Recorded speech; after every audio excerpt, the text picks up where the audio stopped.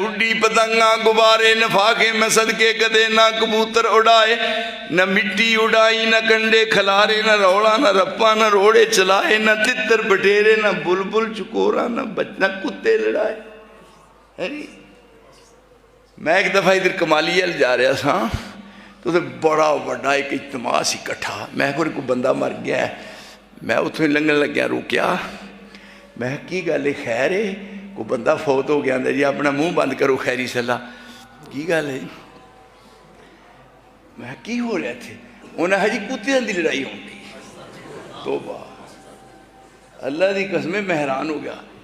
कुत्तियां की लड़ाई। एक बंदा कमज़ोर सी, उसका कुत्ता दोवां लत्तां दे विच सी ते रस्सी उसदी फड़ी ते वो निकले, जोर लाए ते वो बंदा कमज़ोर सी, कुत्ता बहुता ताकतवर ते वो कुत्ते नूं खिच के, कुत्ता आके छड़ दे मैनूं ते वो की कहे, उन्होंने कहे पुत्रा पुत्रा खलो जा। मैं क्या आफरीन हो जे मुंडे दी जिहदा प्यो इहो जिहा।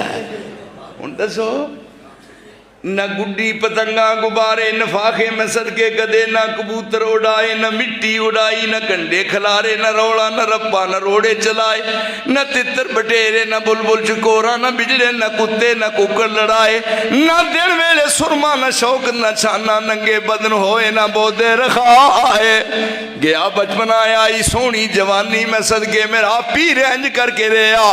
क्यों आया मुहम्मद की वेंदा सी उथे, क्यों उथे खड़ा सी किसे ने नहीं कहा।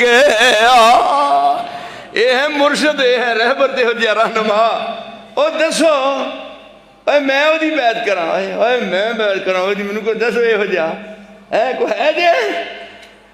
मैं तो लोग आंदे ने फलाने बंदे ने बड़ी तहकीक की है, ईमानदारी ना। मैं तो हालां वाल दे उत्ते खल नहीं हुंदी, हुंदी है वाल ते खल।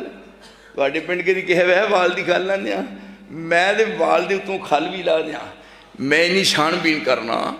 इत्थे क्या देखो, वो सैयद कौनैन है, महबूब खुदा है, वो फ़ख्र रसूल है, वही नूर खुदा है।